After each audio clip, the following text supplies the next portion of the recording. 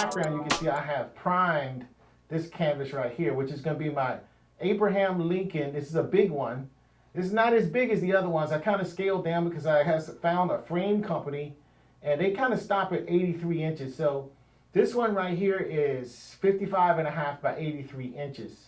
So I'm going to get that done. And sometimes I just frame my own. I just make and frame my own paintings. And I'm going to try to move this closer so I can get as close as possible so you guys can see. Let me see if I can straighten this up some too, so you guys can see just a little bit more details. You know, the closer it is, the more details you can see. Okay, so and then also what I'm going to do while I paint is, because I haven't been talking about Oshun, and essentially what it is, Oshun is a goddess of West Africa. You know, we study in America. We're Americans for the most part. Most of the people on my Facebook page is Americans. I have some people from Africa.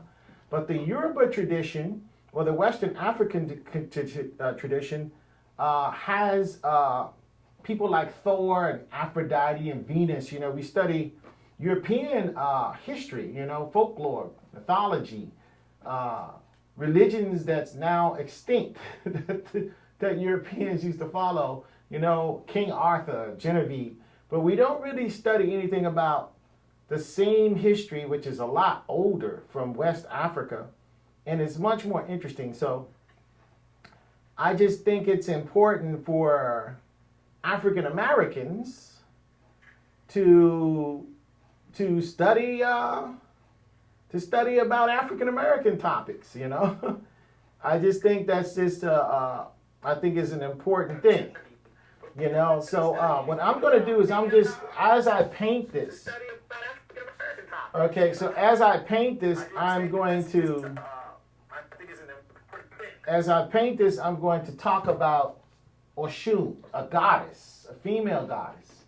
And I might even get into a little bit of the creation, the Western African. This is before the Europeans, before the Arabs came, before Islam came, before foreigners came to Africa.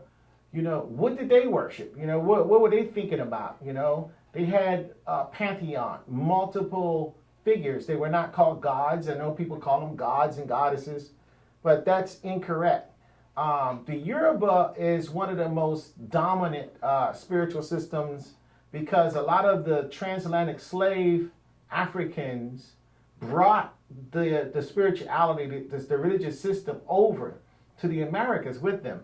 So it's very important, because a lot of people, whether they're in the islands of like Jamaica or Haiti or someplace like that, or Cuba, or a lot of various islands, you know, and even in Brazil, South America, these traditions are very, very much alive and very much followed.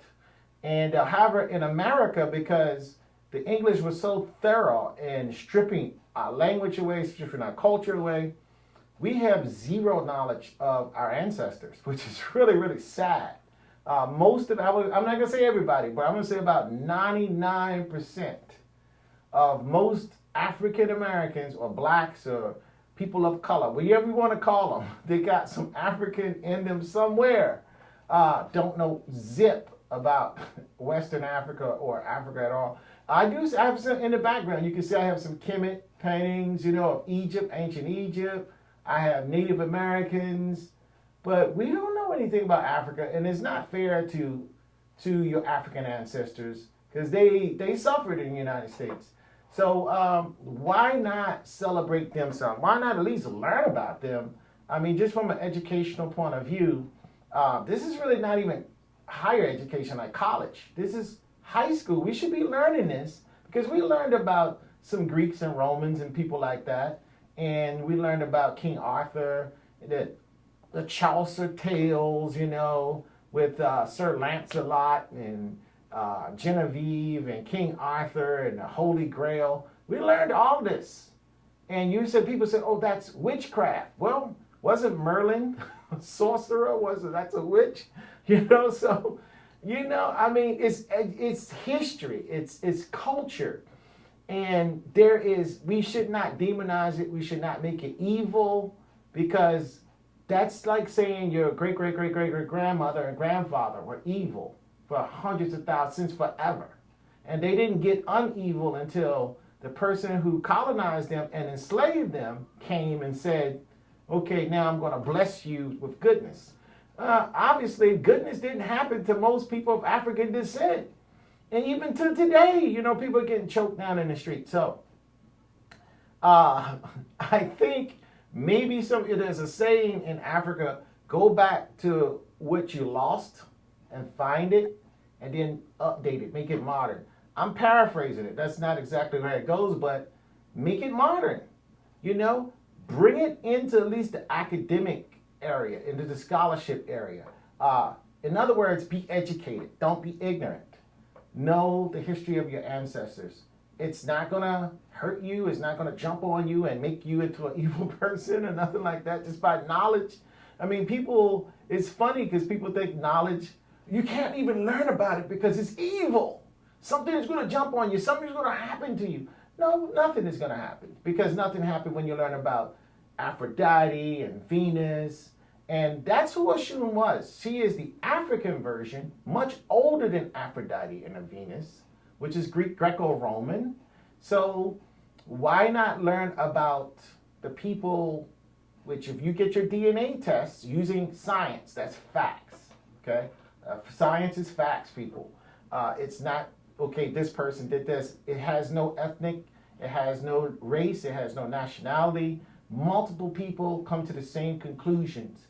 That's how we know it's science, because you could study this and you can break this down in China, or you could take it over to Scandinavia, you could take it to Africa, you could take it to India, you could take it to South America, and the scientists would come to the same conclusions. That's how we know that this is science. So if you go get your science done on your bloodline, we're talking ancient bloodline, it doesn't go to Abraham in Syria. I mean, Haran, Genesis 12, read it. Abraham was a Syrian. He came from Syria.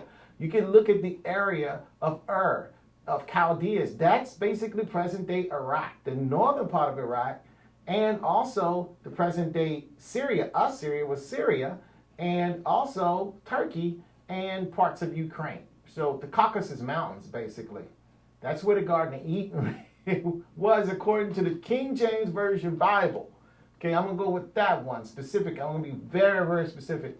Okay, so let's learn a little bit about the origin of the world from purely an African, West African point of view. So that's what I'm going to do as I paint today. I'm going to talk about Oshun, a goddess. Now, she wasn't the only one. Oh, somebody, Carolyn Turner, thank you very much, says you have an amazing gift. Your art is simply amazing. Thank you very much, Carolyn Turner. I really appreciate that. I appreciate it a lot. Okay, so, but also I like history too. Not only am I an artist, I also am a historian. I like history. So it's very important to know history, because how are you going to know who you are if you don't know who you are?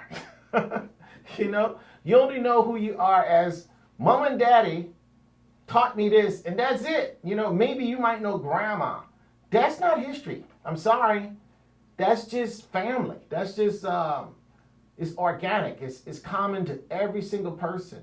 To actually know history, you have to go past mom and daddy, past grandma, past great-grandma even, if you even have knowledge of great-grandma. Great-great-grandma, you want to go as far as back. Now, because a lot of African Americans lost some of their lineage in terms of the names of grandma, grandfather, and all these people, because of slavery, your name was stripped, so you don't even know your name. But it's possible to actually track the majority of your DNA and cities. You can literally go to cities and find genetic code that exactly matches yours in Africa. So, for example, Yoruba for me, okay? So why not say, well, at least have one, and then you go with the mitochondria, the female. She gave birth, so it's coming out of the womb. And then you're going to go to Benin, Nigeria, with my great-great-grandma, Big Ma. I have a Native American on my grandfather's side, on my mother's side, but I have African. He married an African woman. This Native American man married an African woman. my grandfather Creed, he married my grandma Mabel, and my grandmother Mabel's mother actually was a slave. Literally, she was sold back into slavery after slavery was over. Yes, that happened. It happened in Virginia. It's Chester, Virginia. And what happened was blacks were struggling. They were poor. And a lady probably fell in love with somebody, and the guy just didn't stick. And the white people down the road said, hey, look, we'll buy you. And they didn't have a lot of choice. We notice you're doing real bad. The child needs to be dealt with better. People were in fear. So what happened was she sold my great-great-grandmother back in slavery. And the thing about it, when I was young, she told us about it. We would sit around and she would tell us different things. They use a fork to comb her hair and things like that. So why not learn about, well, that's my great-great-grandmother. She was born in 1890s or something like that. So why not learn about further than that? Since you know that most of her DNA came from Benin, Nigeria. That's Yoruba. So now Oshun would be related. That means that my ancestors probably understood who Oshun was. That's the subject of this painting right here. So what I'm going to do is I'm going to start dipping my brush and start painting. And as I'm painting, I'm going to talk about Oshun. And the title of this is Oshun in the Garden of Eden. And this is a commissioned piece by me, Steve Irrahatek Foreman. And as the story goes, Oshun was one of the orishas. Now, that was the orisha is the word that they had for god or goddess. Because there was orisha means ori, means the soul, spirit. Okay? It means spirit. So, and so ori, in the Yoruba tradition, ori means your soul. Every person born has an ori, a soul. Okay, now the quality of that ori is, first of all, you kind of inherit that from your ancestors. So your ancestors are always with you. All of your ancestors through infinity. That's always with you. So that is your ori. Now, if you let your ori go down, in other words, your character is real bad, you're not very smart, you're not really trying to do much to achieve, you're kind of just like a pitiful person, your ori is going to be very weak. And of course, if your ori is very weak, you will not transcend. So now there is in the Yoruba spiritual system or the Western African spiritual system, there is no devil. First of all, I'm going to clear that up. There is no devil, there's no demons, there is no dude sitting on a throne, none of that. Now, there are guys sitting on a throne, but what happened is sometimes you see images of a person, an African sitting on a throne. Well, the African was colonized and Christianity was introduced, and just like with the Native Americans, they started adding Christian imagery in with their traditional imagery. But the supreme name for the supreme god for the Yoruba is called Oludumare. Oludumare. So Oludumare is so high up. He consists of the whole universe into infinity. He has really no concern about Earth. Earth is just like one molecule. Like if I breathe out right now, that puff of air is the universe, and Earth is one molecule in that universe to Oludumare. So he is so far, nobody's thinking about the molecules of air that they're just constantly breathing in and out. But he is the originator of everything, everything. And he is not a he is not a she. He is male and female. He doesn't have any particular gender orientation. So right there from the start, the difference and the contrast between the the Abrahamic religions. The Abrahamic religion is very male. I'm going to just say white male oriented because the Caucasus Mountains is Caucasian. So it's Caucasian male oriented, and God is definitely a Caucasian male. Now, some people say, well, he's African because of the place they were at. They went to where the gold was, which is in Nubia. Nub means gold. Actually, on West Africa, Ghana, for people who from Ghana who know the language, Ghana means gold in that language. So where there's gold, people go. That's why the Portuguese went to Ghana in the first place, to Western Africa, the Gold Coast. There was gold just literally sitting on the ground, just sitting, nuggets, dust, sitting all over the place. And it was a very wealthy country. If you go see with the kente cloth, the kings with the kente cloth from Ghana, all of these people just decked out with pure gold. No 14 karat, no 18 karat, no 22. African people deal with pure gold. Actually, if you go to Asia, Southeast Asia especially, they work with pure gold. Only when you have the greedy people of the Roman Empire, they were paying people in gold and silver. You know, according to the Abrahamic religion, Jesus was betrayed, well, not even with gold, he was betrayed with silver. But what they were doing was they was mixing copper with the gold, because the average soldier would go fight for Caesar, and they just did, or before that, whoever the Greek, warlord was, that's what they were, warlords. They called themselves Caesars, and they wanted to be emperors, but essentially, you can see it's brutal. They were murdering each other, assassinating each other. They were warlords. And all they did really, really well was war. Seems very coincidental that seems like some people, that's all they're doing now. It's just war. Same people, same characters. African people, yeah, because they're all broken up. Some of them war, a lot of internal strife, but it's more bickering than actually real war. However, West Africa, you have no male sitting on the throne. You have no male dominance. There's no female dominance. There's no male dominance. Oludumare is kind of both. He's everything. Everything comes from him, both male and female. And I say him, but from Oludumare. I shouldn't say him.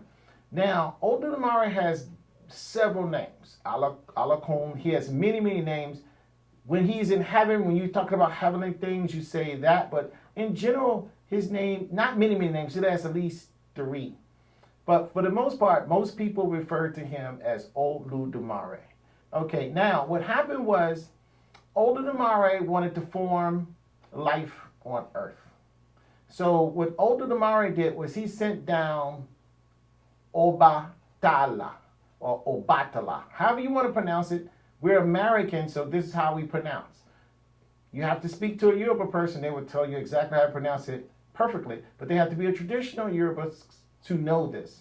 And sometimes they're kind of guarded with teaching Americans, proper things. But I like to say Obatala. This is why I like to say Obatala. Ba, in the African religion, all over, even in Kemet, which is ancient Egypt, Ba means body or man, the man's body, male body. If you look at the Shaka Zulu movie, for example, Baba, she said, yes, Baba, Ba, Baba. And even in the Bible, Abba, father. So you're talking about a male figure, and sometimes you're talking about a father and then a son.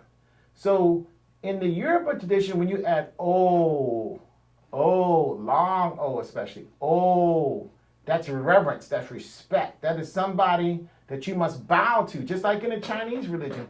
You must, and they lay prostrate on the ground in front of their Oba. Now, so you have a Ba, and you have a Baba, and you have a Oba.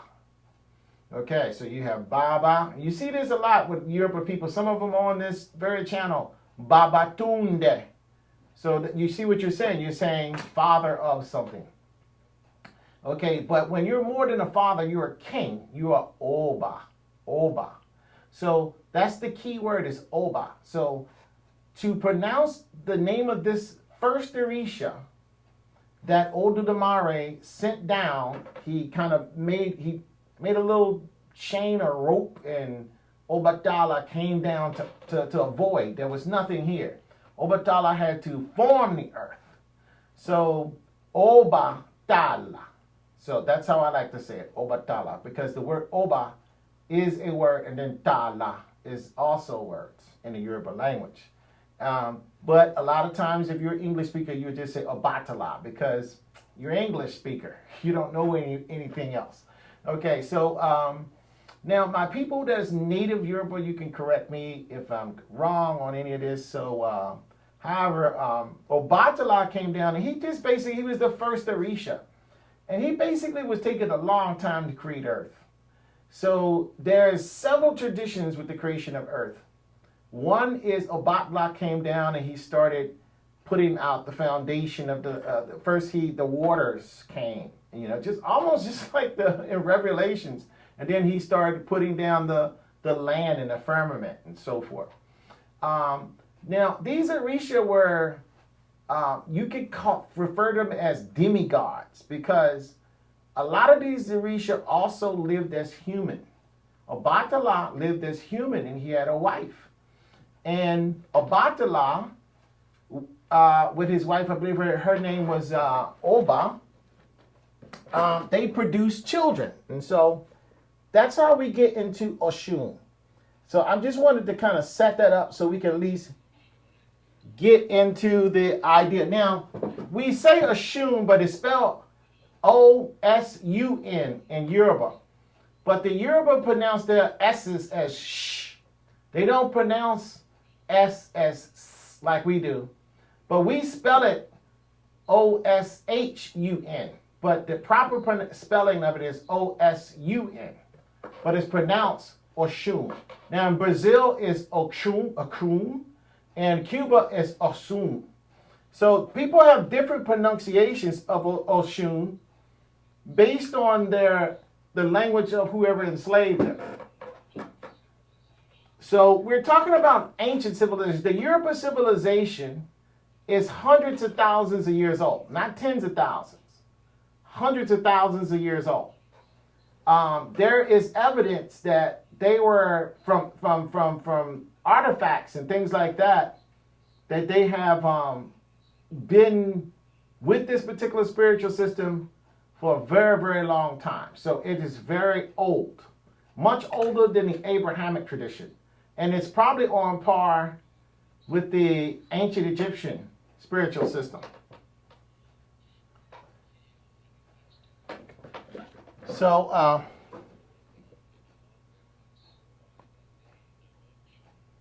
and so Oshun is a love goddess. And and basically it's her personality. Her personality was everything feminine. And this is the southwestern part of Nigeria. And this is also Benin, West Africa, just south of Nigeria on the coast. There are 141 Orisha that was sent to earth, but there are certain ones that's very, very prominent. And so, and then some Orisha wasn't sent to earth. They were actually born from other Orisha. So Orisha could actually have sex with each other and produce other demigods or your Orisha. And they became Orisha when they achieved something great out of the gifts that Oludumare gave them. And they became Orisha and they ascended back into the heavens. The heavens is called Olakun and earth is called Eya or Eyi. So again,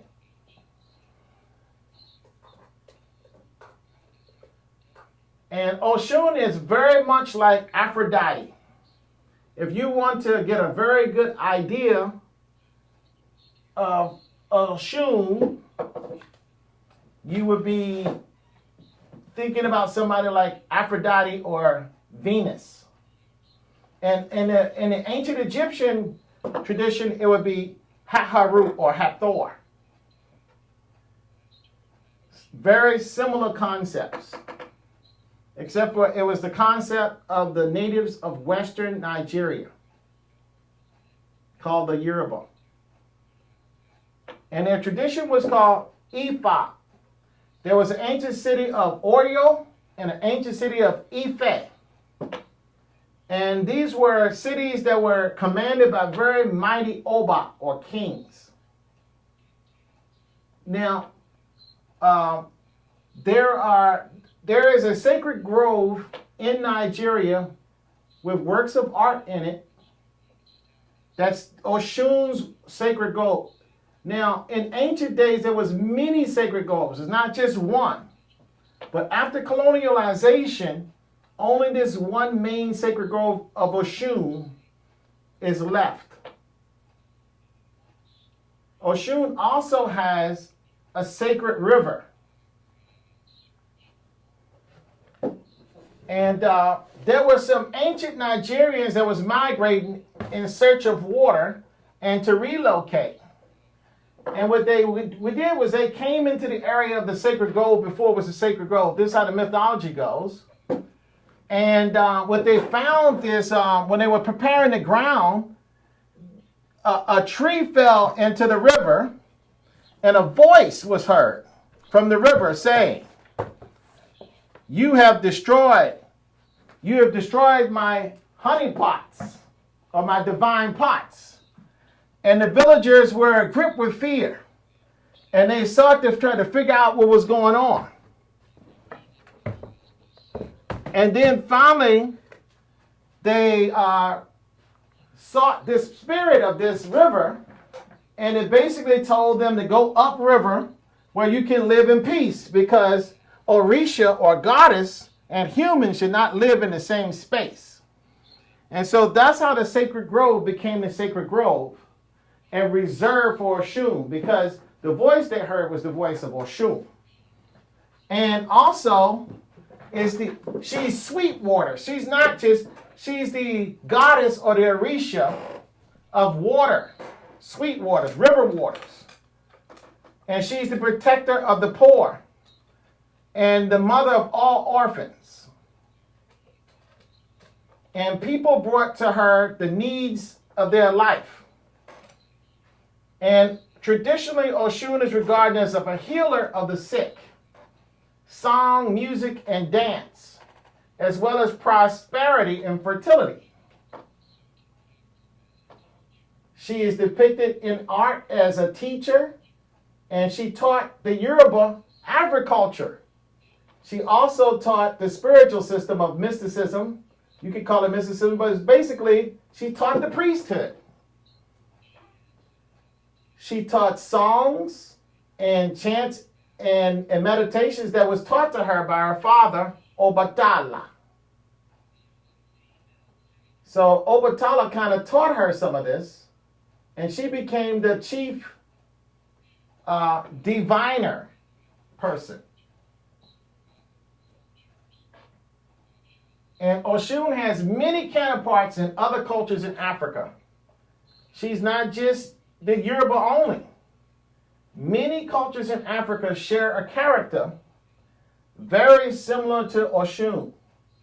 Now, Oshun has natural beauty. She's a female, orisha, with elaborate beauty. She has a mirror, a gold mirror, is one of her symbols. And everything that's glittering and shining is a symbol of Oshun.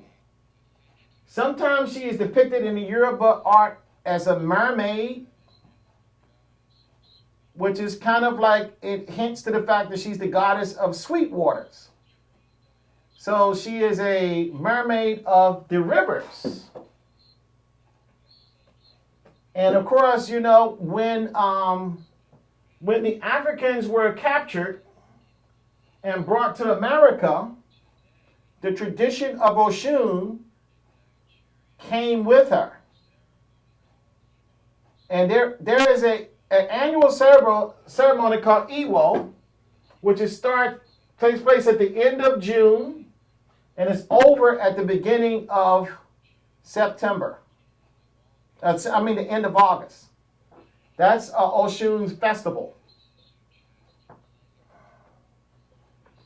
And where the people celebrating her festival behave in a flirty way, you know, and an attractive way. The women do. And they do things that make life worth living. That's what the festival kind of focuses on. Of course, it's the country of origin is Nigeria and Benin. Oshun had many husbands. She didn't just have one. She didn't have one lover. She didn't have one husband. She had multiple husbands, but her main husband was Shango, the thunder god. So we're familiar with Thor. Thor stole the whole concept of Thor is Shango. Shango was the original Thor, the thunder god, lightning. And, very strong warrior type guy. And he's the main person, or orisha, who is depicted as a consort of Oshun. But she is always beautiful, she is always charming, and she is always sensual. But it's also believed that Oshun is sometimes a little sad because there's no one else in the world as beautiful as her, or could be as beautiful as her, or could reach this status of beauty that she's capable of. So you can think of her as a goddess of love, but she is so intense with all of this in terms of the power of her dynamic of love that no man can really match her. Nothing can match the intensity of the type of love that she can produce. But she brings prosperity, and she's the mother of all orphans, and she protects the poor. And so you can see how the slaves were really definitely attract to Oshun because they were going through some hardships. And so Oshun would become very, very popular amongst people that might have been entrapped in a slave culture. Cinnamon is one of her foods, coconut, and anything gold and glittery is some of her symbols or things that is basically objects that is associated with Oshun.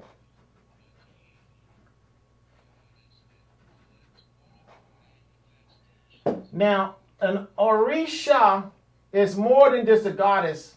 It's an element of existence. It's an element of existence. It's the very part of it's part of the actual composition of the universe. So Oshun has always existed in the heavens. And she's connected to destiny and divination. And intimacy. But she has a river, even today in Nigeria, called the Oshun River, that they wade in the water. That's one of the things that people do. They go out to the water when they want to seek Oshun. And of course, the water is troubled, and people get a revelation to whatever issue that they're dealing with. So the Fon people also of Africa also practice the Ifa spiritual system. So not just the Benin, Togo, and Yoruba, but there's many other groups that also. Now, she was the princess consort to King Shango, Oba Shango.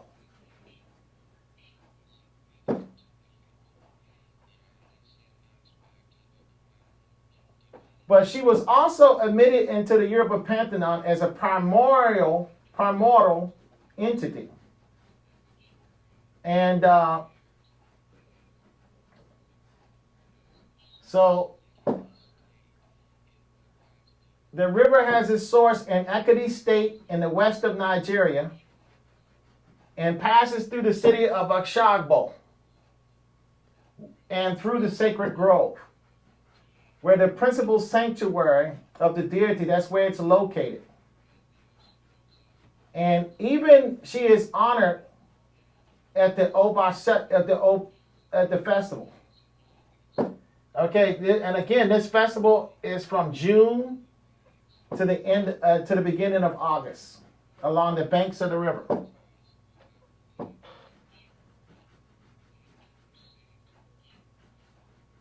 She's also identified by the slaves to the patron saint of Cuba and was Saint Philomena and various other Europeans. As the slaves saw similarities, they were into the principle. They weren't into the actual letter of things. And I think this is why the slave embraced Christianity so easily, because they could see parallels in their own spiritual system, which of course was forbidden for them to practice.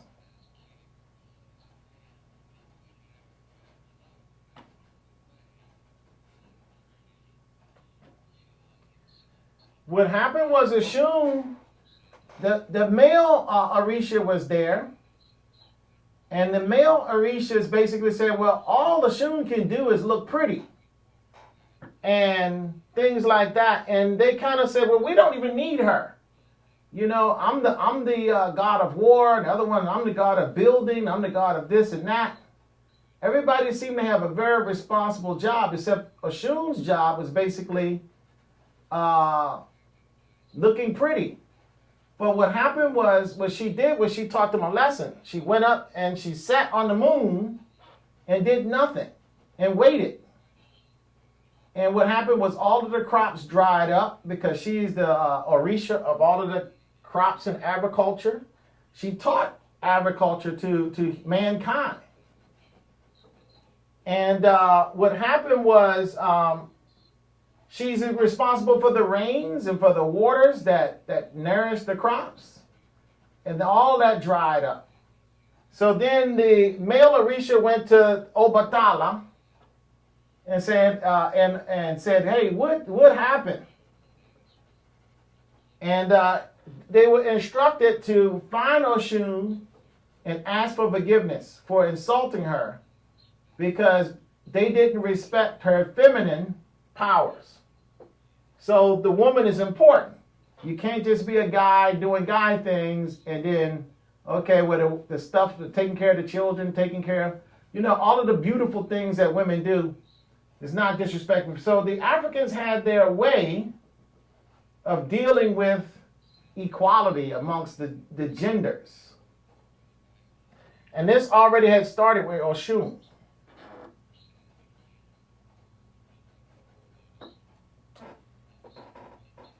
So as the other spirits were creating the earth and doing everything, Oshun was ignored. And then they found out, oh, we can't do anything without her fertilizing everything. Anything that has to do with fertility. Doesn't have to do with just human fertility.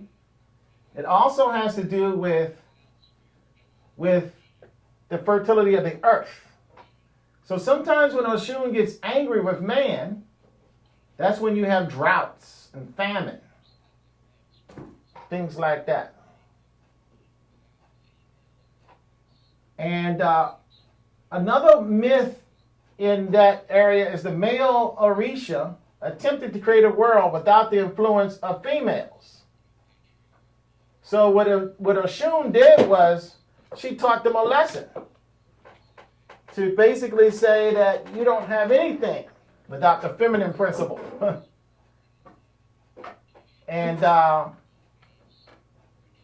so basically, feminine power before the foreign people showed up in Africa was very much respected because of the symbol of Oshun and what her story is, what her mythology is. The story basically tells exactly. And Oshun had a son, Ashura.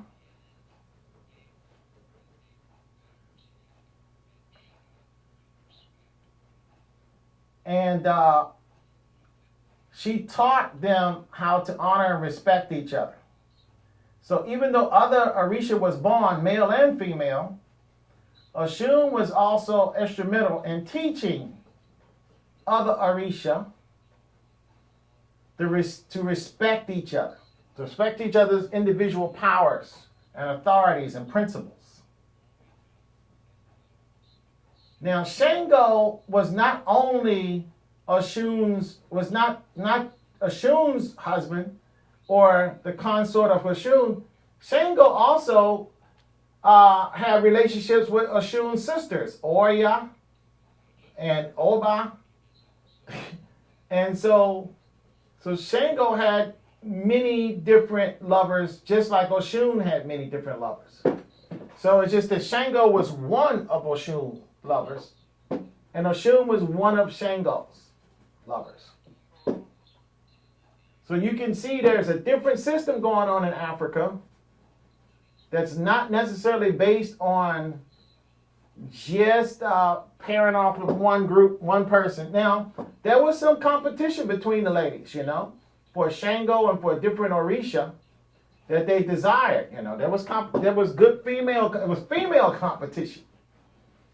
So, which is very interesting, when you start learning about the stories that, because a lot of times we see the men competing for the attention, but in Africa, the women were competing for the attention of the men, especially for Shango. There's a lot of very interesting stories between Oya and Oshun competing for Shango's attention.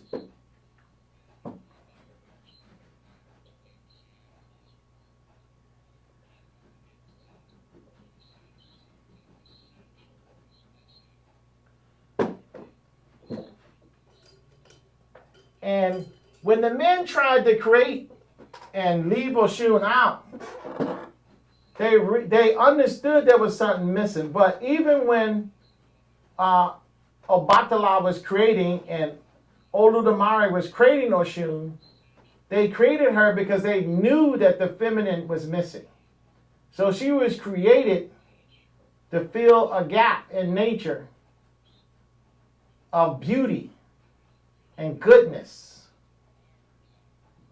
and those kind of principles that Oshun represents.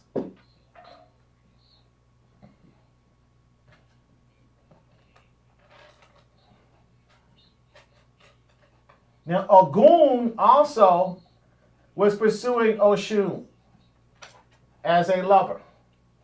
And when Ogun was pursuing Oshun, he was pursuing her very hard. Oshun fell into the river. And Imoja is a goddess of water. She was the goddess of both the oceans and the fresh water. But she felt sorry for Oshun, and she gave Oshun the sweet waters, the fresh waters. And so therefore, from that point on, Imoja and Oshun have a close relationship, and they work together on many things that concern marriage and motherhood. Because Imoja is a mothering, she is a mothering type of orisha too, that watches over children and protects babies in the womb also. So some of these orisha have overlapping responsibilities, and they work with each other. So often you'll see the sisters of Oshun working together with her, not necessarily working separately. For example, we can see it in nature where we see Oya, the hurricane goddess, works with the water of Imoja, the oceans, and fresh water, rain, and all these things. They're working together in weather, which is, when the Orisha work that way, they're called Oranmoli. So they're Oranmoli. So Oshun is an Oranmoli, and Oya is an Oranmoli, which is a very powerful element of nature. So not only was Oshun a person who walked the earth as a female, but Oshun also is all fresh water. She is all fresh water. She doesn't represent that. That's not her symbol. If you was to go outside and bathe in a river, you literally would be touching Oshun. you would have physical contact with Oshun. And that's why the Yoruba people in her river, they go to her river and bathe in the river and wade in the river to receive Oshun. Because that is the epicenter of where Oshun's waters basically observe, her sacred waters. That is the main spot for Oshun. So, but if you was to go outside right now and put your foot in a little brook or stream and say a little prayer to Oshun, you would have contact, physical contact, not just spiritual contact with Oshun. So, in the ancient days, the goddesses actually could speak an audible voice to the people, the villagers, because Oshun did speak when she, her pots was disturbed. She spoke to the Yoruba people. And basically she explained that the goddesses at that time who lived amongst humans could not reside together in the same place. And that's why the sacred grove and the sacred river of Oshun was created. Because that is the rivers that she used and bathed in and worked with directly. The Lady of Waterfalls is also what she is called, translated into the Yoruba language. Okay, so she could be Oshun, Oshun.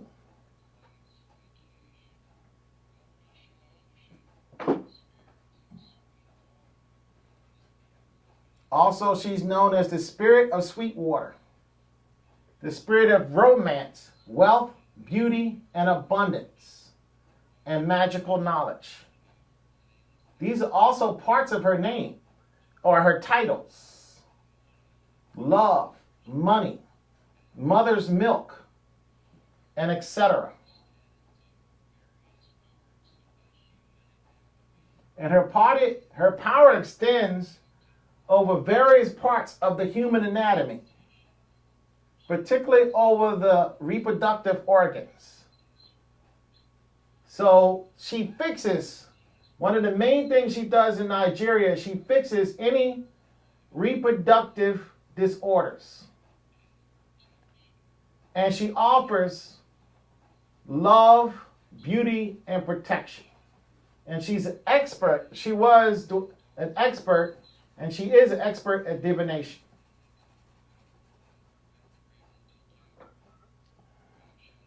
Again, her sisters are extremely incompatible.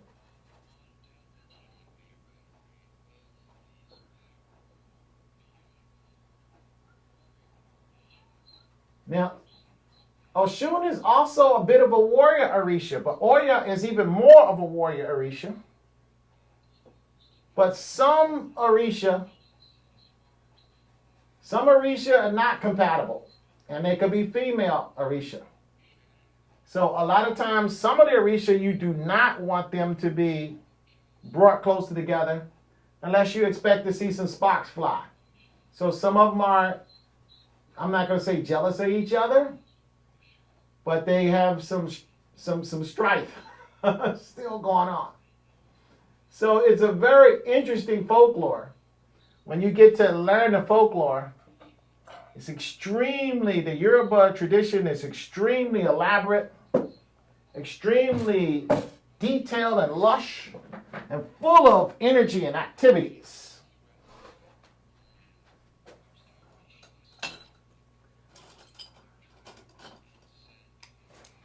So, Oshun had a lot to do with when other foreign people came into Yoruba land, starting trouble and wars. She was a orisha that was capable of helping her people come up with the right answers to deal with the threat. She's very slow to anger. But however, once anger, she could be the most dangerous of all the orisha. and can be extremely difficult to appease. But you really got to do a lot of work to really get her really upset. So it's said by the people of Yoruba is that you don't want to make a promise to her and then don't fulfill on that promise. You don't want to do that. You kind of want to stay on the good side of Oshun. You want to stay on the good side. So that's also part of the priest and the priestesses that is called a Yami and Babalawu. The male is called Babalawu. The female is called a Yami. And I notice a lot of people would name up a Yana. I don't know if they even know that they're recalling ancient bloodline and don't even know it. Because I know some people who name themselves a Yana, a Yani, and they don't even know that they're saying goddess. Or maybe they do know. I don't know. Maybe they do.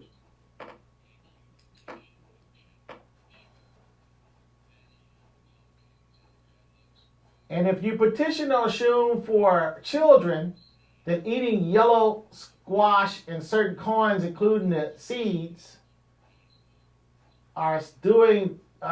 can work for you to help you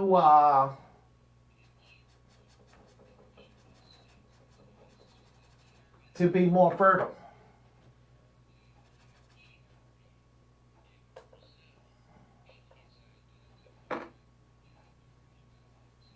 She's identified of Catherine of Alexandria in Brazil.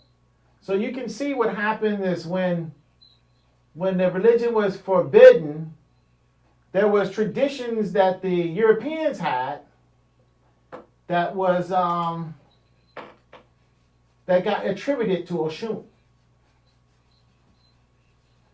because of similarities, and it was legal to deal with those particular saints, or you could call those goddesses. They call it, the Europeans call them saints, but you gotta have to call them orisha, because that's what they are. And they have different words in different cultures for orisha. In Africa, they call them orisha. In Yoruba, in Nigeria, they call them orisha.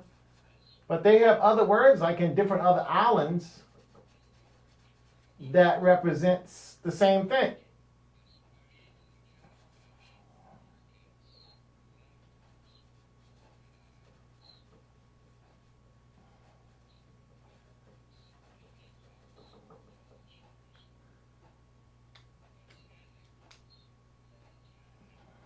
Peacocks is another animal that's, that is related to Oshun.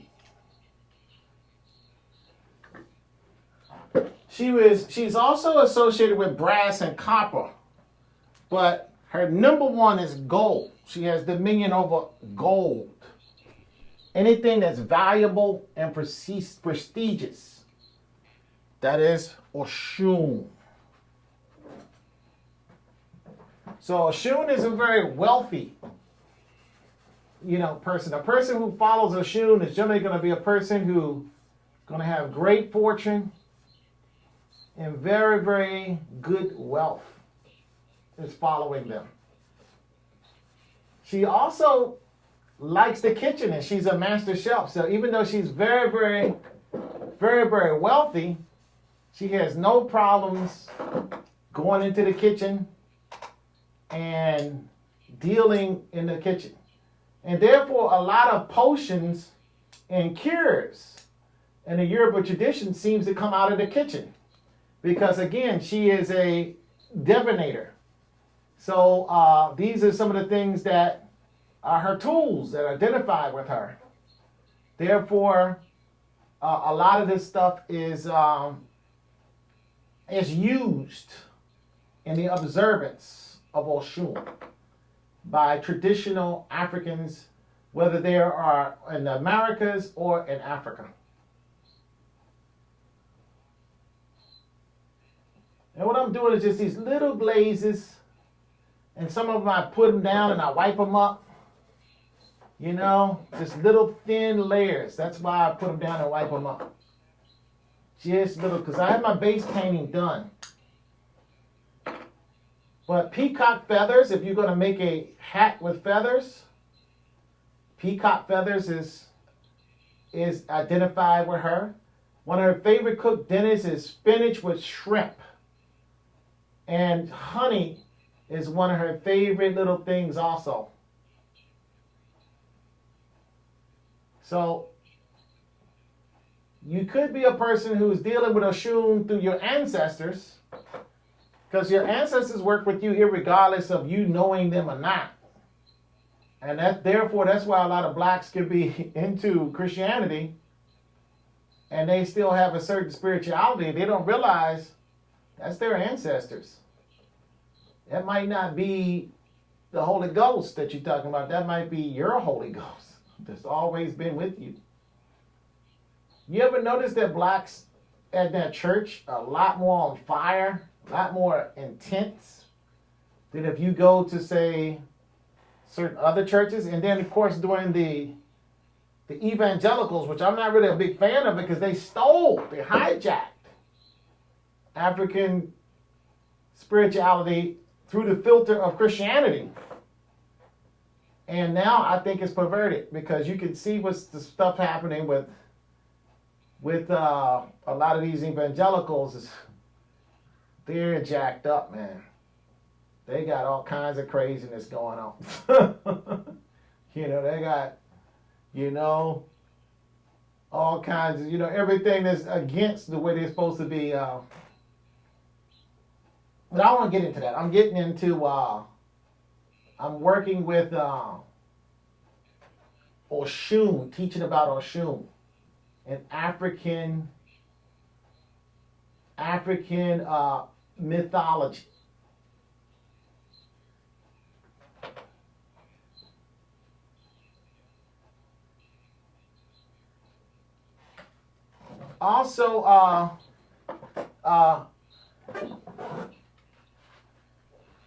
Also, another companion of Oshun. Another companion of Oshun is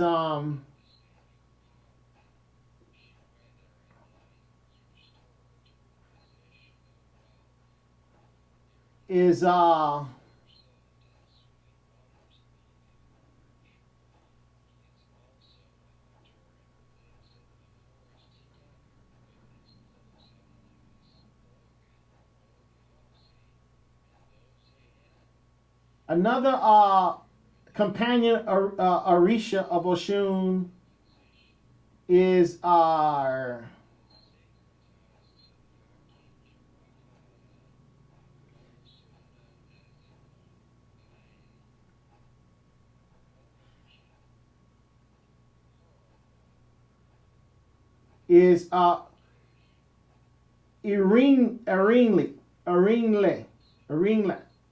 He is symbolized as an elephant, and he's identified with wealth and fertility and abundance as well. He's a male deity, or a male orisha, and he's also identified with Raphael, the archangel, and his allies are Oshun, Ogun, and Ochosi, and Oshun. So,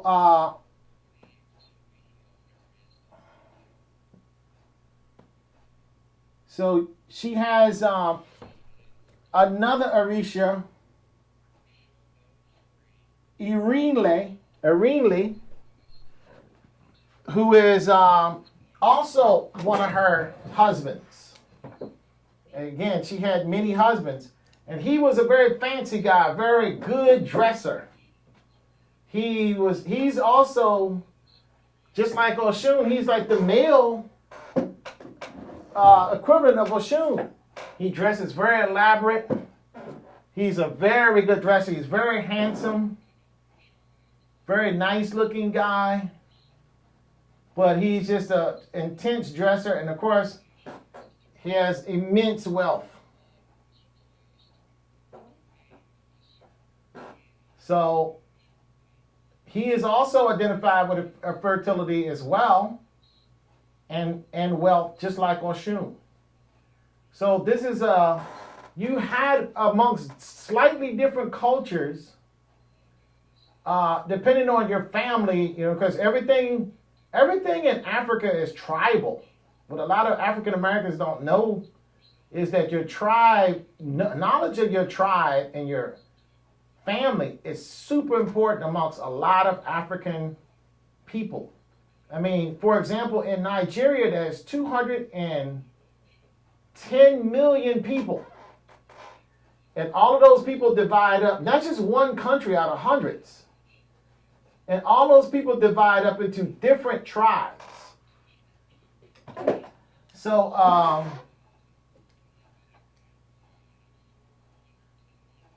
again, it's 401 orisha. There's not just one, there's 401 that governs various aspects of the world and human life. That's basically what the orisha do. And also, not only orisha, but there's oranmoli. Those are orisha that have powers that deal with elements of the earth. And Oshun is one of those. Oya, another female goddess, is another one of those. But, for example, Oshun is the sweet waters or fresh waters. And Imoja, what's that song by Lionel Richie? Jombolite se Imoja. That's what they're talking about, Imoja, the goddess of the ocean. Of the ocean, who looks out for the children, who looked out for all of the slaves who had lost their way. So, I don't even know if Lionel Richie knew that what he was singing about. I don't know half of the people who listen to that song. I don't even know if they know that. But that's what they're talking about, Imoja, Oshun's sister. And her legend that comes from Nigeria.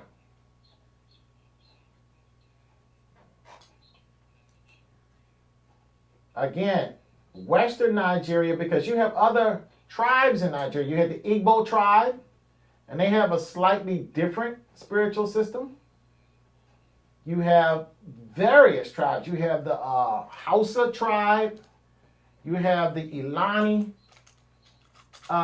tribe. You have various tribes. Some of those tribes moved into the area. Some of those tribes have been there just as long as the Yoruba.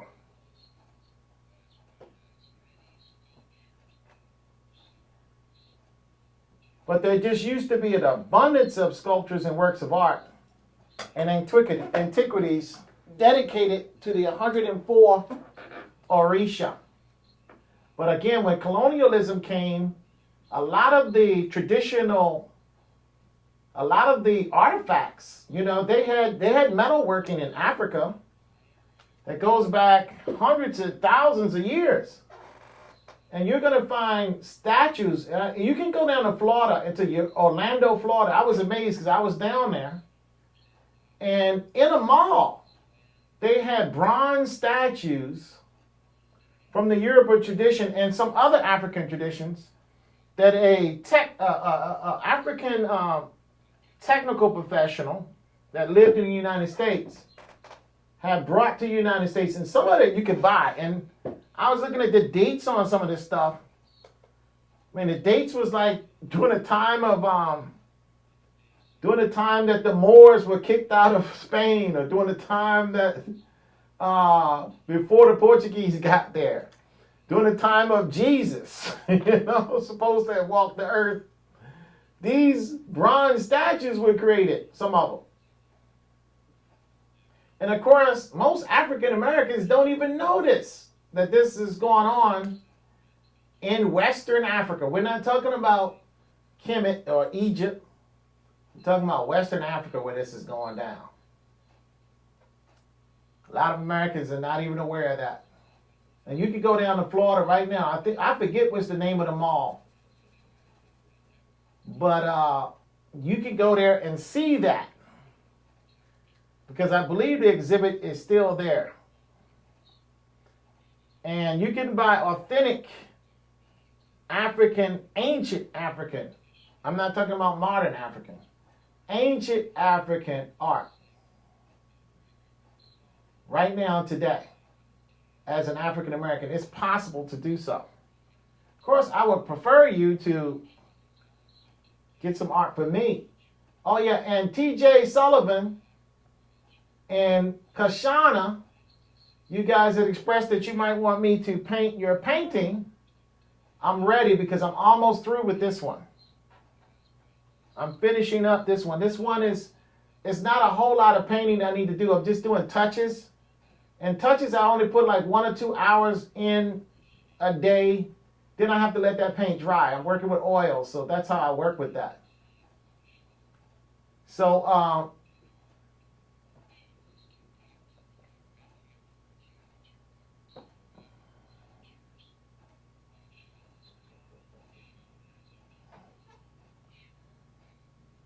but Oshun has the ability of beauty and charm. She can charm anything.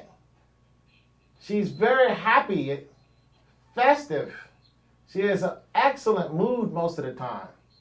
And she's fun to be around. Also, elaborate fans is another one of her symbols. And particularly a rounded fan is the traditional fan that she is associated, a symbol that she's associated with in Nigeria. And again, they say sweet waters, but they're actually meaning fresh waters. When you see Yoruba, they might say sweet waters. But what they really mean is fresh waters.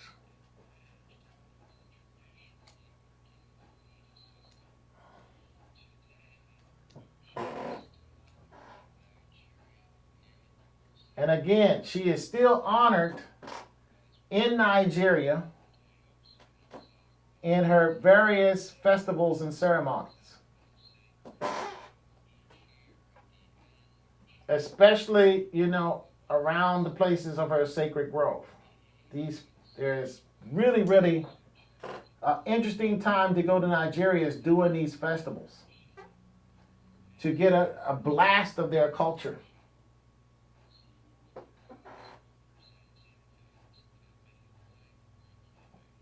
And Oshun represents everything that makes life worth living. That is who she is. So if there's any, like for me, she would be art. I work with Oshun because for me, art makes life worth living.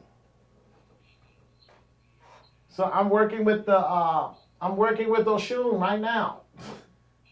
Painting Oshun.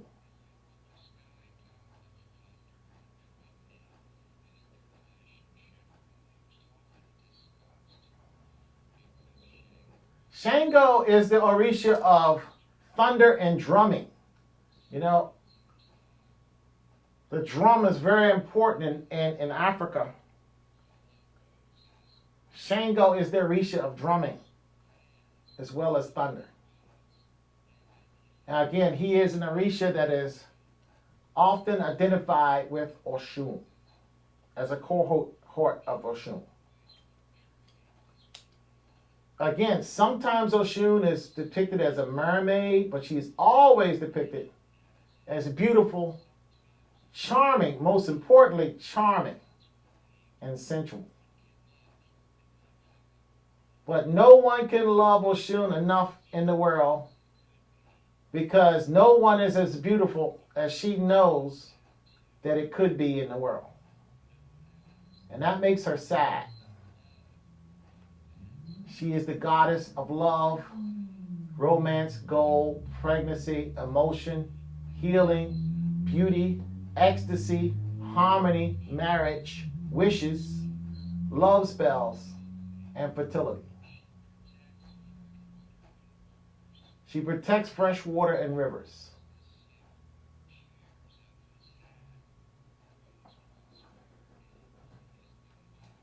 She brings prosperity. So if you're poor, you're not working with Oshun. So if you want to not be poor, you need to get with Oshun.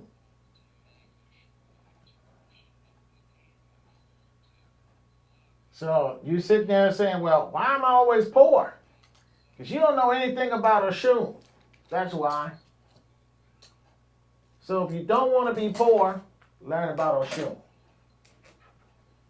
Because she deals with gold and anything beautiful and glittery. So if you like diamonds, for example, if you like emeralds or any kind of jewelry, and you like those kind of things, you're seeking that, you want to get with Oshun. For this reason, she's one of the most popular and venerated orisha.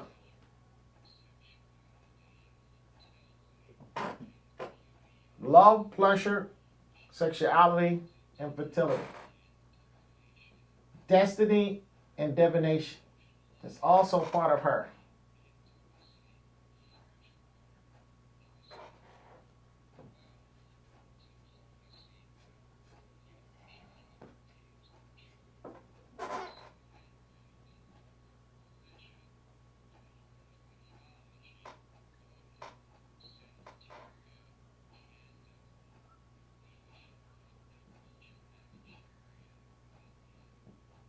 But again, I'm going to say again, there's no double character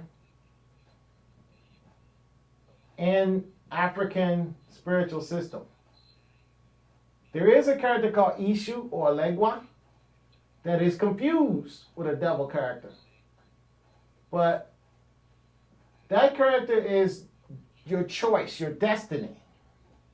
You're the one, that character is just simply working with you and your decision making. You are a product of your own decisions. And this particular Orisha helps you to work that out. And what the problem is, most people are not very connected well. So they do such a terrible job, they blame this character for their bad decisions. But they should blame themselves. Because ultimately, you have an Ori. You're in charge of your Ori.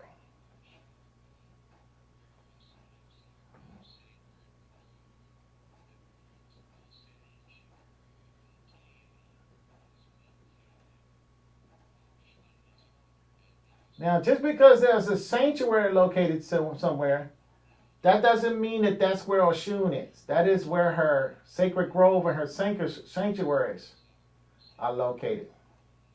Again, Oshun is everywhere fresh water is.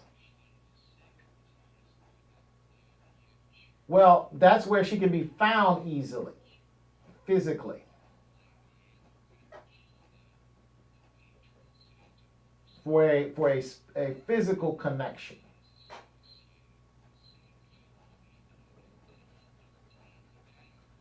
Also, the Hindu deity Gangama is also comparable to Oshun. So if you want to even go, not even out of the European or out of the Abrahamic philosophy or the Western way of thinking, you can look at the Indian and you see a character much like Oshun.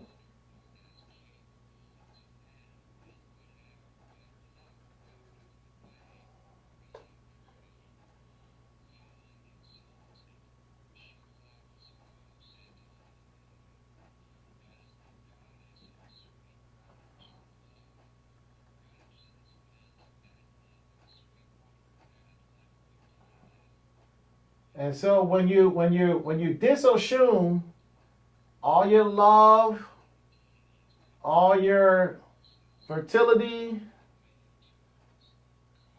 all your blessings go away. So that's what one of the stories of Oshun teaches.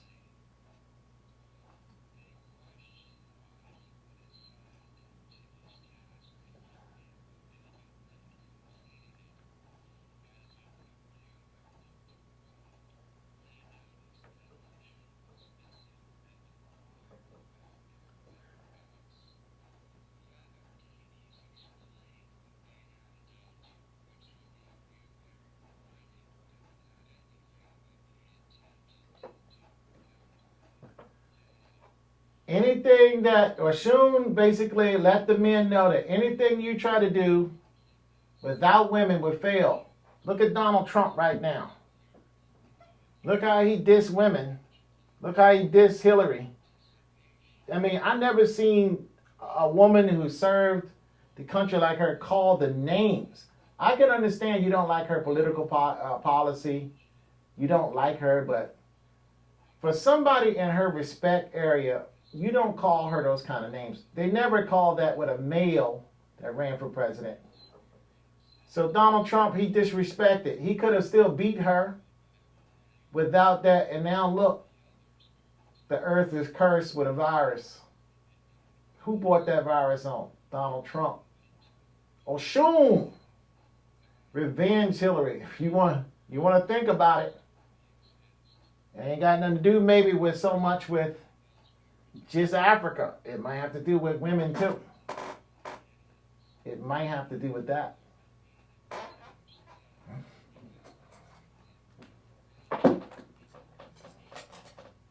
So you can't just have male spiritual leadership only.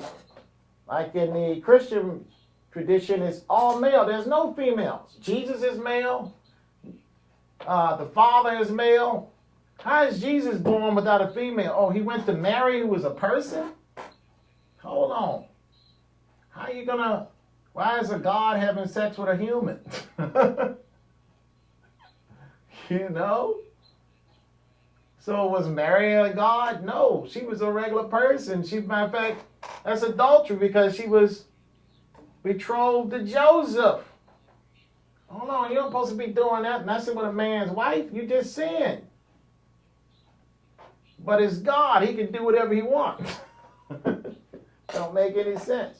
However, a lot of people believe it, so I'm not going to mess with it.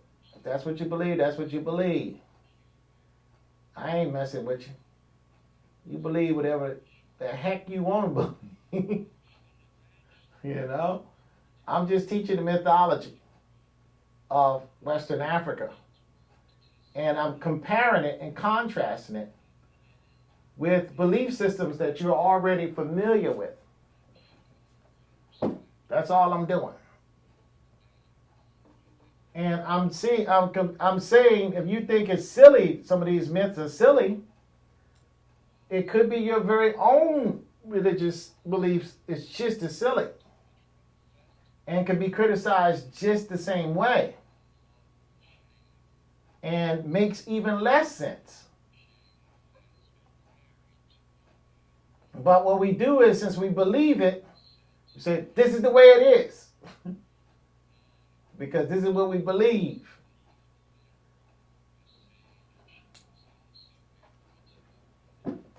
So Aramilla is a orisha of wisdom and divination also. So not only was she married to Shango, to Aramilla.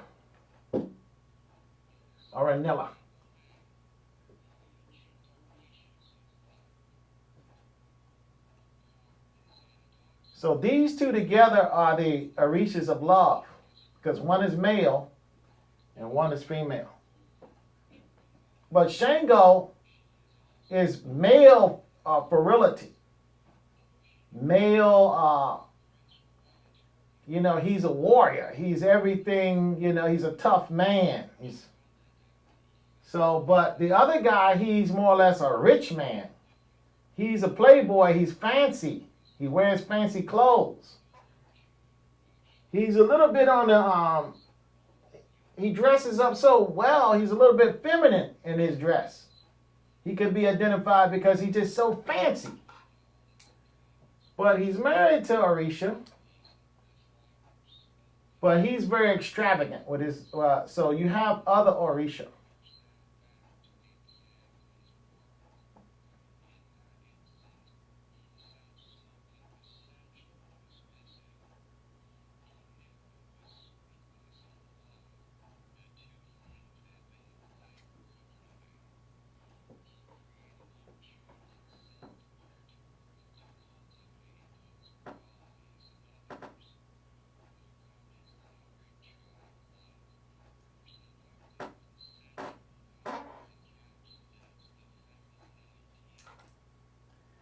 Oshun is the feminine ideal.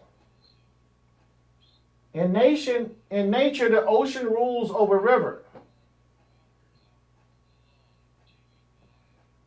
And Oludumare originally had all the waters of the earth given to Emoja. In some stories, Emoja is Oshun's sister, and in some stories, Emoja is Oshun's mother. But in most stories, her father is Obatala.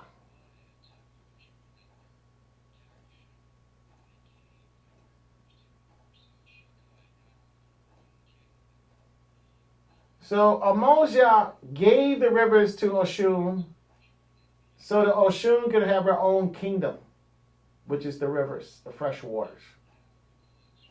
Of course, Emoja and Oshun have a close relationship even to this day and work together in marriage, fertility, and motherhood.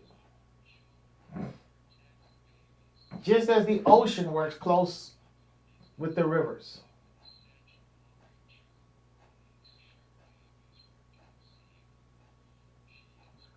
Actually, Oshun makes sure that the babies are conceived.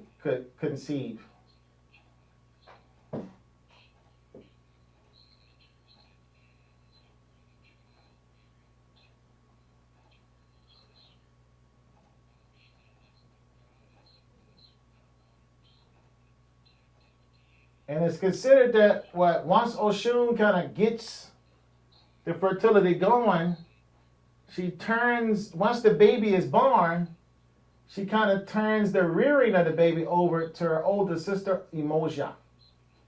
But she works very hard on the romance part and on the fertility part, on the conceiving part, and development part of the child in the womb. And Emoja works very hard on the nurturing part after the child is born. So they kind of share responsibilities sort of that way.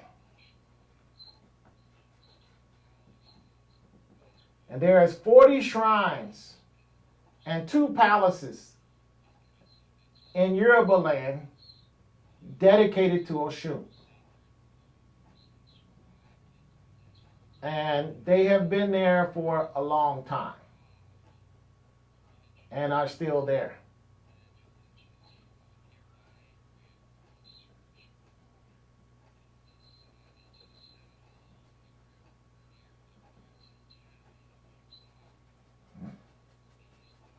Of course, the town of Oksagbo is Oshun's sacred town.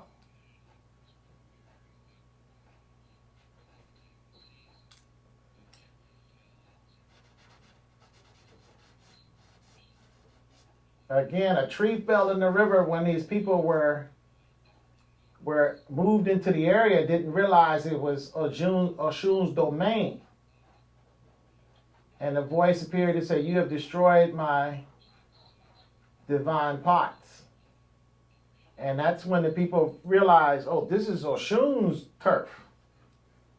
So they were advised for the humans to live in the upper part of the river, whereas Oshun is in the lower part of the river.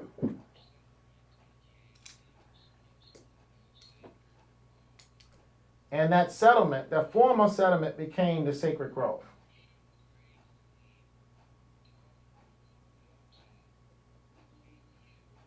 She also was called Daughter of the Mountain, Lady of the Waterfalls. And you notice I have waterfalls in this. And Lady of the Waters. And of course, all this origin is from the Yoruba tribe origin. The spirit of the sweet water.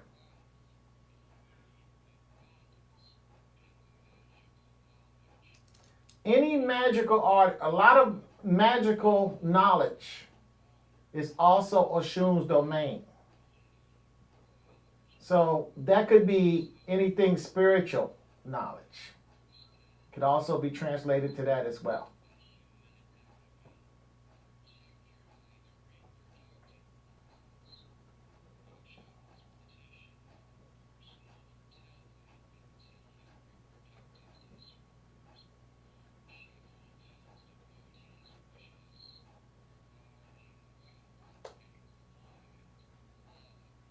She also provides employment as well as wealth. So if you're out of a job, you want to seek Oshun.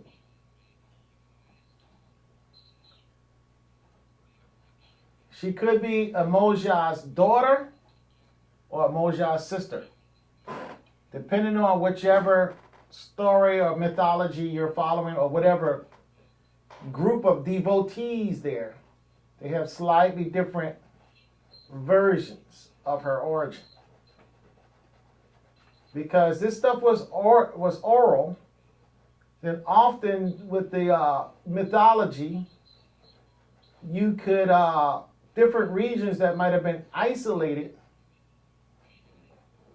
might have slightly gotten things off. And then you can see that happen even during the slave trade, how in the Americas, the observance of some of these Yoruba have been mixed with other occult, not just Christianity, but other people's, other groups that are considered kind of pagan, I guess.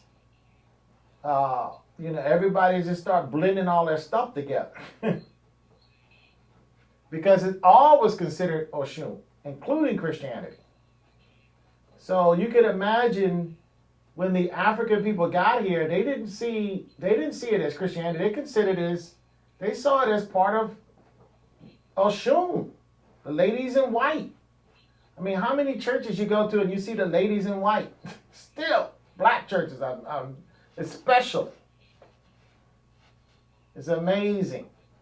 It's really amazing that when you start studying that and you see how similar it is to what the people in the Americas was doing, completely out of ignorance, most of it, and disguised even, and sometimes unknowingly disguised. I didn't even know that this was something that great-grandmama taught, but to keep them safe, she didn't give them all of the details. Because she didn't want somebody stringing them up and hanging them and killing them for doing something occult. Because that scared the slave master. He felt like, hey, you can put a curse on me. And because they were doing that, especially in the Caribbeans, and they said, hold on, this is getting bad here. Can't have them doing this. we got to teach them something else. So it was forbidden. And they really, really did not want you to know any of your African stuff because you had the power to free yourself. You can see that happen in Haiti. They had more African connection, and they actually did have the power to free themselves. And I don't think it's a coincidence that they were the first blacks to free themselves. That's definitely not a coincidence there.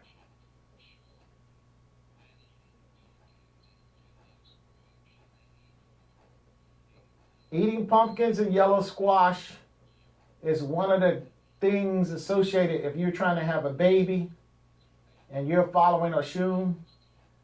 That's one of the things that is the people of Oshun do, especially in Cuba and places like that.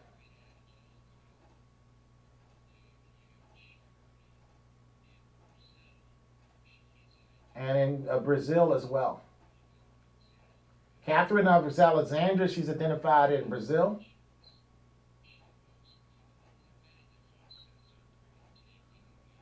And when she does manifest, she manifests as a breathtakingly beautiful woman who's usually dressed in yellow or gold, or even sometimes white.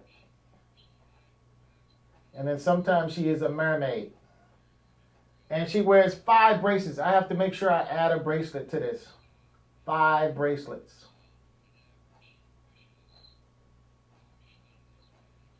As a matter of fact, let me add that 5th bracelet back. Because I don't want her to be without her bracelets. Definitely don't want that.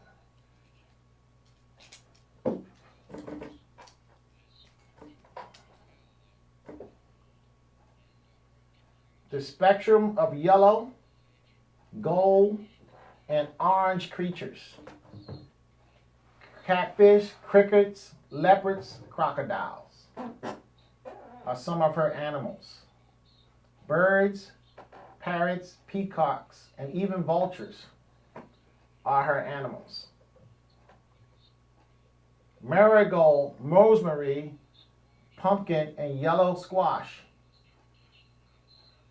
is associated with these things. Brass, copper, and dominion over gold. Over anything that's valuable and prestigious.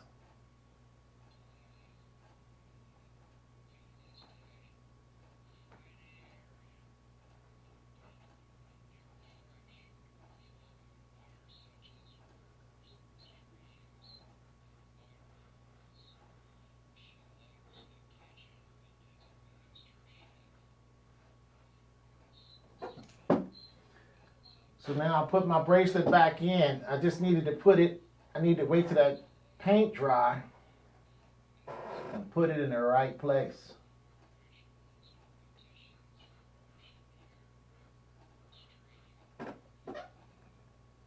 And full moons are very important for Oshun,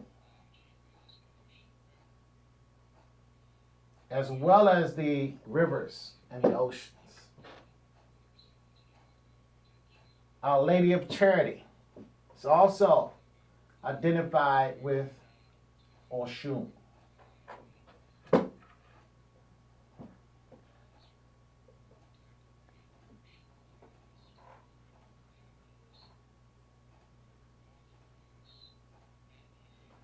Any smooth river pebble is also identified with Oshun.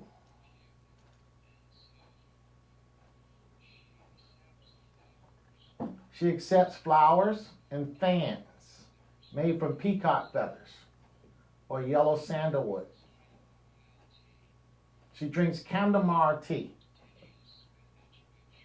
And her favorite cooked dinner is spinach with shrimp. And her favorite offering is honey. And you must taste any honey that you offer to Oshun each and every time that you offer it. Not just upon opening the jar, because an attempt was once made to poison her with the offering of honey. So all untasted honey would be rejected by her, and she would suspect you. So if you're making, the people who make offerings to her, taste it first.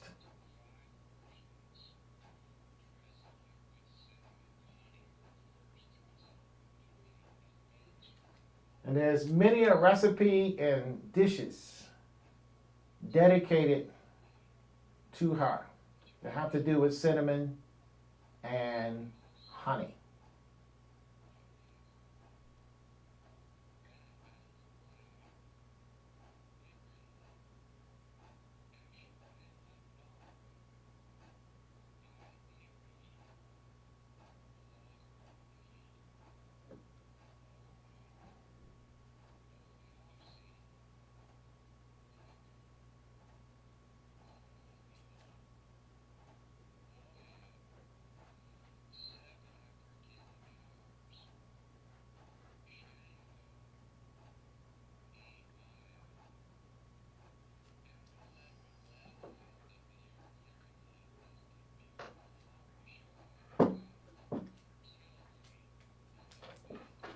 And most importantly,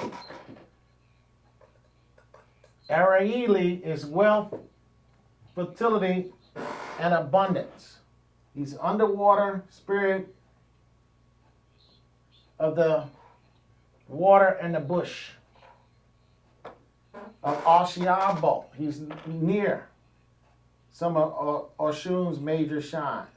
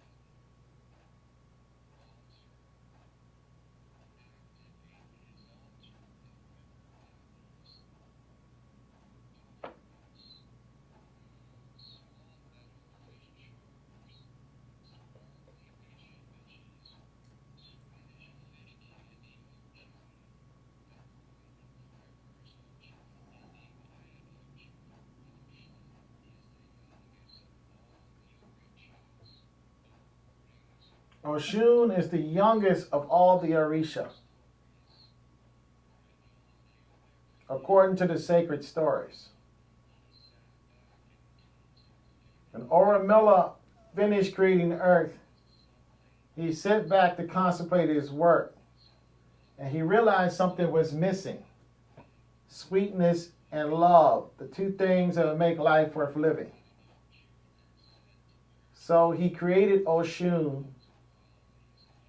and sent her to earth to cultivate those qualities.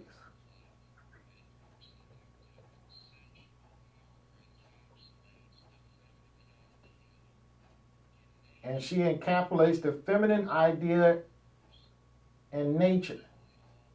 She rules over rivers. But originally, all the waters did belong to Omoja, her sister or her mother.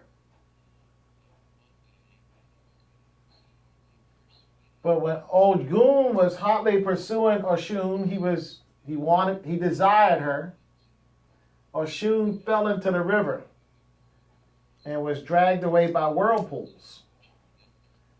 And Omoja took Oshun under her protection,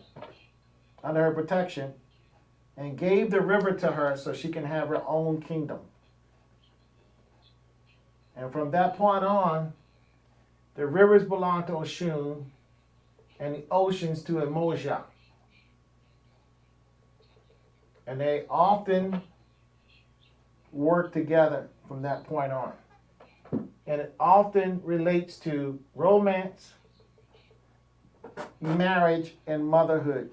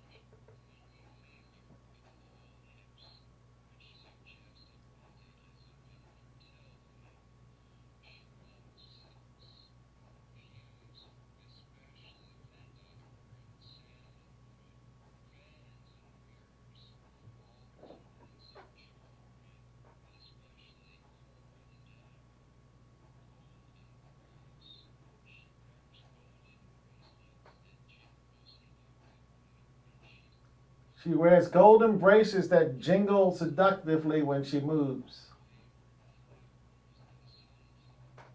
Her favorite flower is the sunflower.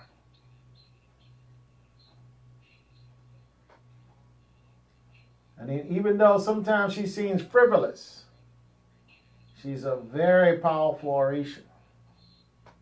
In many situations where other orisha fail, Oshun triumphs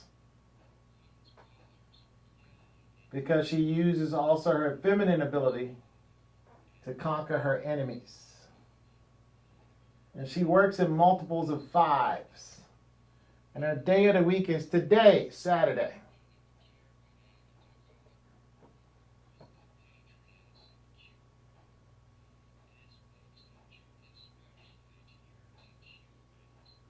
Oshun is especially dear to Cubans who celebrate her feast day of September the 8th as a major holiday. Cuba.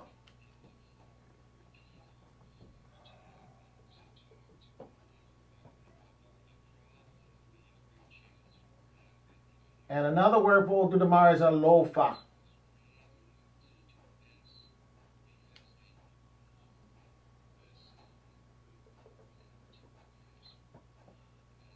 Because Orellan, the sun, would burn him to a crisp.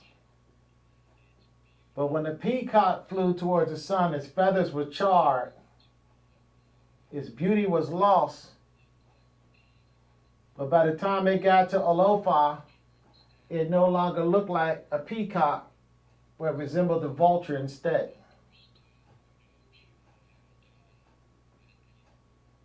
But Alofa understood what Oshun had done and rewarded her for her bravery.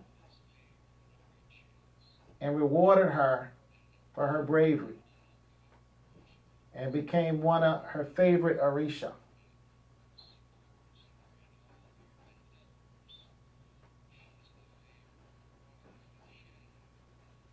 And she is the favorite wife of Shango.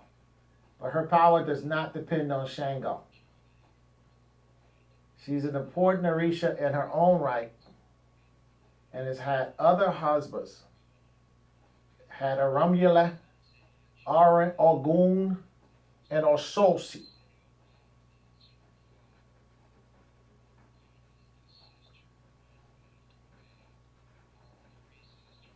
Okan is the sister of Oya and Olga.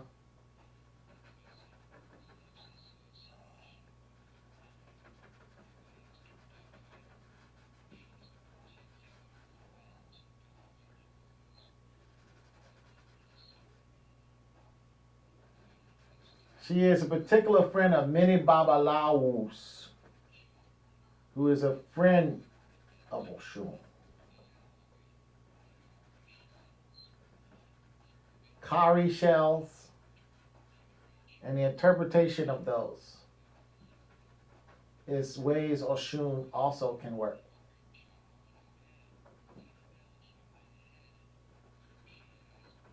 Oshun can be a orisha on a male or a female human head. So when people say, well, what's your head could be Oshun. Because she could be the Oshun of a the orisha, or the head of a male or female. They're usually very concerned with social climbing, fine jewels, foods, and clothes. Very sensual people, but could also have a whole lot of dealings with public scandals because they work quite a bit with social.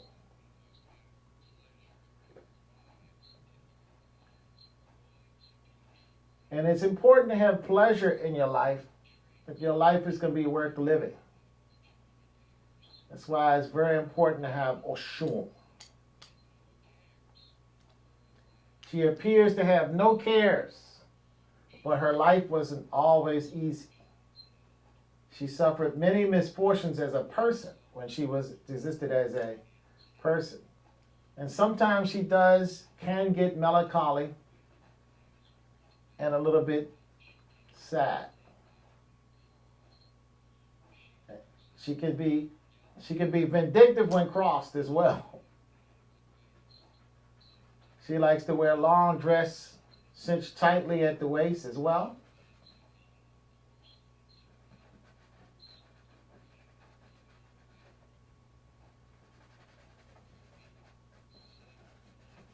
She likes to live near and around subterranean areas with river water in the ancient days, I guess, mostly.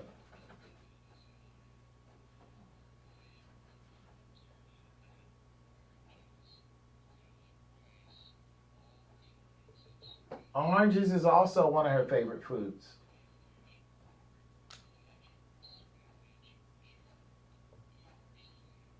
Parsley is also sweet potatoes, winter squash, and pumpkin. She also likes Cuba style tamales and scrambled eggs and freshwater shrimp.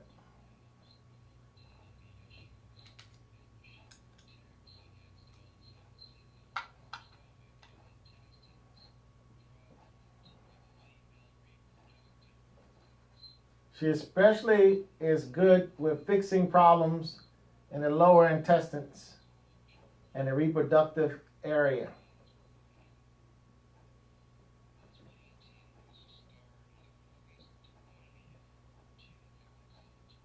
This painting here was started on August the 20th, 2020 in Glen Allen, Virginia. 24 inches tall by 36 inches wide by 1.5 inches deep. And it's PVA sized on an oil ground on duck cotton canvas stretched. I use Gamblin Oil Paints, painted by master degree fine artist, me, Steve Irrahatek Foreman.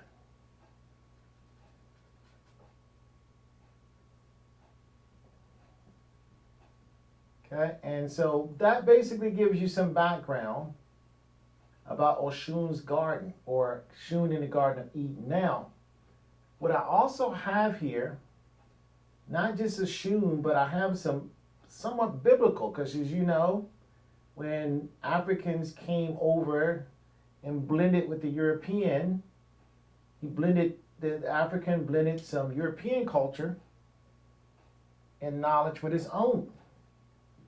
And of course, Oshun had her garden, which is basically any garden on the planet belongs to Oshun. Any farm on the planet belongs to Oshun. She is the orisha, or oramodi, of those things. She is the embodiment of those things. Those things are her. She is not the power over those things. She is also those things.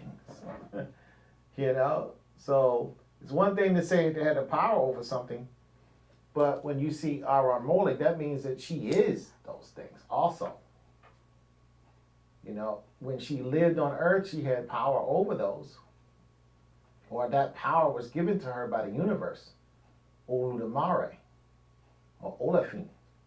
It's another word for Oludumare, just like we said the Father, the Son, and the Holy Ghost. You're talking about the same person. The same thing in the Yoruba tradition. They have different words for the same supreme God. Depending whether you're talking about is presiding in heaven or just presiding in everything, the universe. It's a context to it, so to speak. Certain context. So that is basically the inspiration. So I have the 5 bracelets. Now I don't have a mirror in this one because we don't need all of the symbols. I might want to add a couple of her favorite foods. Maybe like I might even put a sunflower somewhere in this. I don't know. I don't want to make it tacky. With too much symbolism. I see a lot of other people paints with orisha and different things depicting orisha. And they got all of the symbols just thrown in there. It's like, okay, throw that in, throw that in, throw that in. And that's good, from a religious point of view. But when you see like Michelangelo do, Adam touching the hand of God, he doesn't have all of the symbols there. So it's a bit of a sophistication, but you still know that that's God. You still know that that's Adam. So I don't really think you need all of the symbols to know that this is Oshun. You can just see the waterfall. You can see the beautiful rainbow. So anything that sparkles like a rainbow is Oshun. It's part of her. It's her domain, part of her power, part of the essence of her authority. So what I'm doing now is just glazing out just little pieces, adding some little details here and there, specular highlights, different things. Also what I did was I kind of messed over some of my paint. So I'm going to wipe that up. And I'm going to just go in there with a little brush and kind of retouch. Because you can touch and you can retouch. And that's sometimes when you're working with acrylic, the beauty of acrylic is that it dries so quickly that you can go back over it with your hand and you don't have to worry about jacking it up. But the problem is it dries so quickly when you want to go blend something or work it a little bit more. Well, you got to literally paint over. You got to paint the thing over again. You got to paint over the thing. And that can be a little frustrating because sometimes you just want to just do one little bit more of a blend and kind of merge something. Gets those subtle little tones and textures. And you just can't get those little subtle tones and textures because, why? Because it's dry. You really have to try to mix it again and just nail it, which could be difficult, So, for that reason, a lot of people like to paint with oils. But I might start doing both live, I can paint with anything that's there, it doesn't really matter. But I do have my preferences. And I like oil because it just gives you so much more capability. Of course, that's what it's all about if you're a painter. How much more can you do, with what you have, And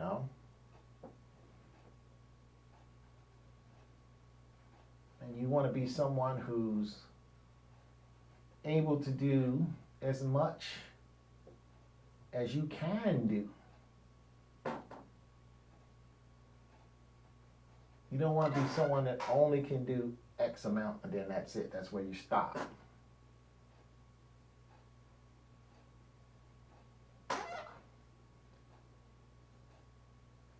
Okay, so basically I'm just, at this point, I'm just adding more finishing touches, adding more finishing touches, adding more finishing, just keep adding. And the longer I do this, I think that, usually the better the painting gets. And then sometimes you make a call, and generally when I'm doing a commission piece, is whenever the person who is the owner is going to be the owner of this painting say, okay, I want my painting now. That's usually when I stop. Okay, this person's getting impatient. They want this stuff, man. Let me get it on to them. Okay, it's done.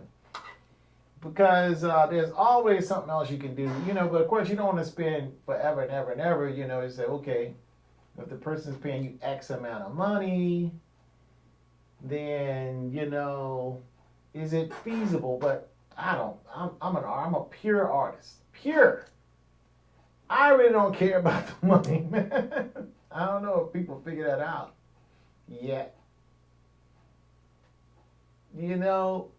I just want to paint something, man. Just give me something to paint, If you want me to paint you, call me up, talk to me, talk to a brother.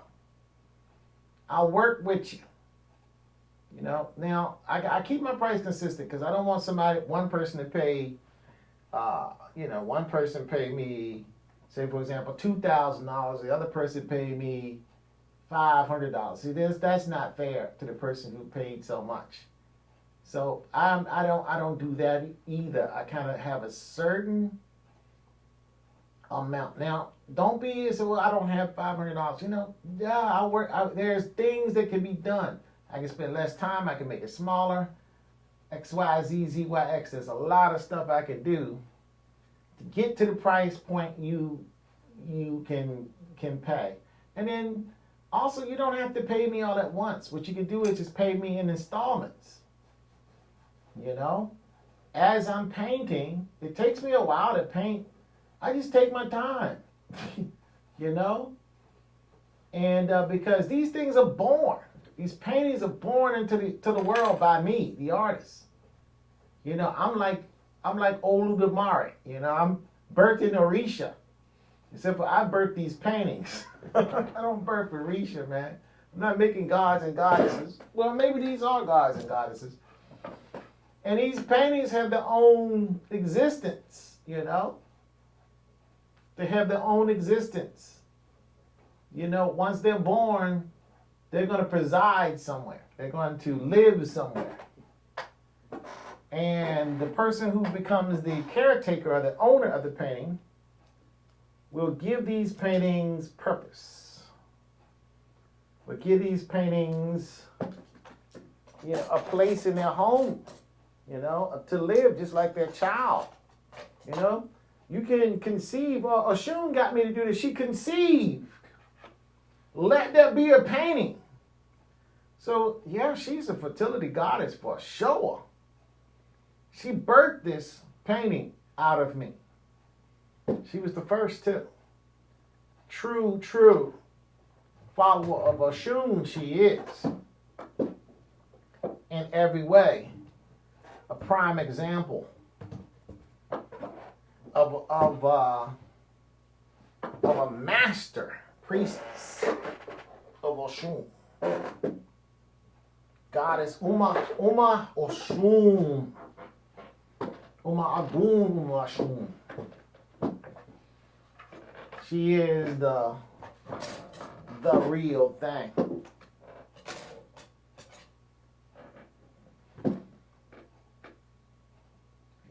That's the real thing. And what I'm doing is just adding some little shadows, adding some little tones, embellishing, just here and there, just little touches here and there, bringing out different parts. Like right now, I'm bringing out a little bit more in the cheek in this area.